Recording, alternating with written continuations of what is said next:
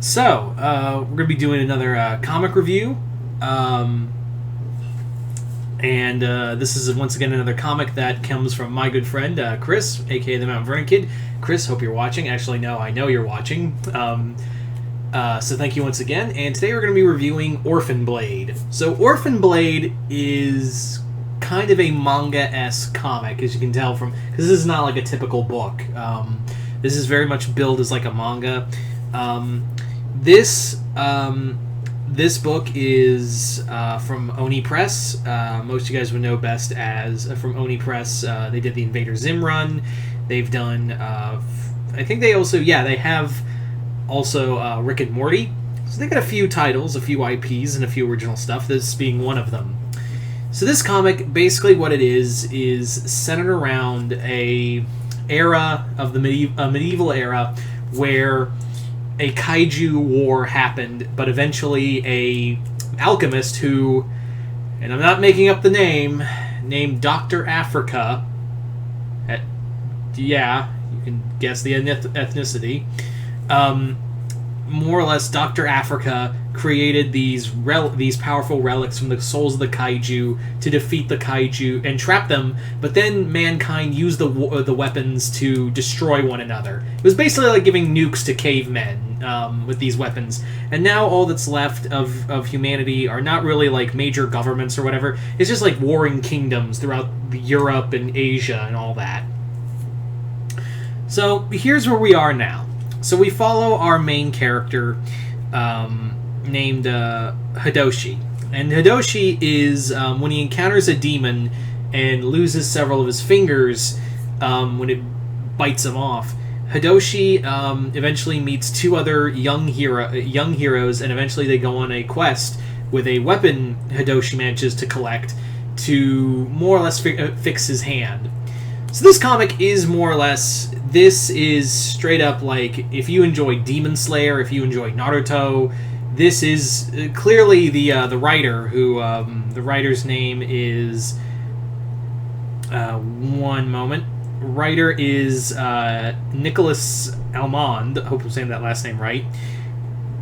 Yeah, Almond clearly has a pretense for enjoying a lot of like classic manga and whatnot. He clearly loved a lot of anime, and he clearly has a lot of love for anime, because this is like straight up like a manga you would read in today, or you would at some point.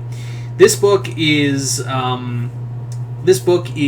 pretty short. I don't think they have a sequel to this. Yeah. Oh yeah, completely forgot. Oni Press is also Scott Pilgrim versus the... that's where Scott Pilgrim versus the World came from. Fuck me, I totally forgot. Yeah. So that's what, like, yeah, this is pretty much a one and done book as far as I can tell. I don't think there is a continuation to this, so that's good. This is a nice little collected story. The action in here is very well done. I do think it is it kind of rushes through story points though. Yeah. Also, the artwork kind of bothers me, because the artwork itself is very... not that it's manga-ish, well, because that's the point. It's just that the artwork in here is literally like artwork you would see in a... you know how you had that one friend who would draw manga characters and they would look exactly like... how... like, just picture in your head like your typical how to draw manga. Like, you ever see those books in your library growing up? Like, how to draw manga. Picture in your head. That's what they look like. Here.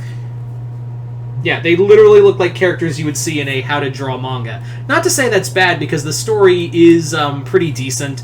I will say, though, that this comic doesn't know what it is, because it's trying to be fun and family, but also there's some straight up like violent imagery in here. Like, people get killed, demons especially get completely finished Mortal Kombat style. So I was reading this, I was like, is this supposed to be for like young? Is this supposed to be for an all ages book? Is this supposed to be a comic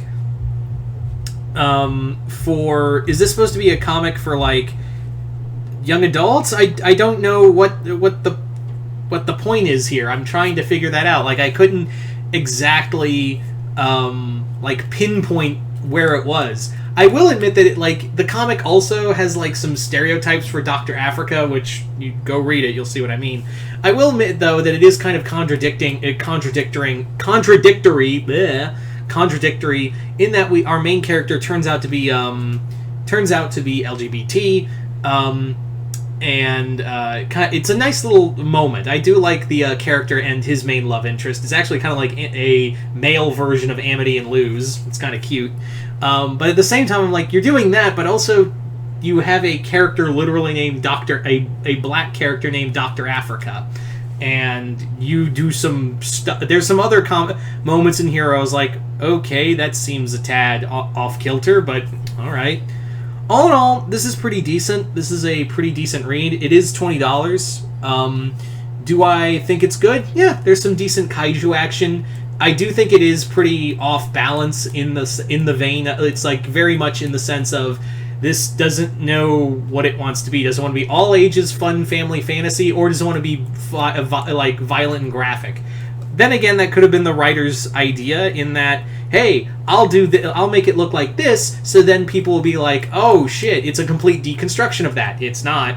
It's not a deconstruction of like manga stories. It's a pretty by the numbers story. All in all, not bad. I don't know if I'll ever go back to it, but like I said, if you enjoy like Demon Slayer, you're definitely going to like Orphan Blade. So I'll give it that. So once again, I'd like to thank my good friend Chris for sending me this comic. This was a pretty fun review. As always, hope you all enjoyed this comic. I'm Mr. Multiverse. I'll see you next time in the Multiverse.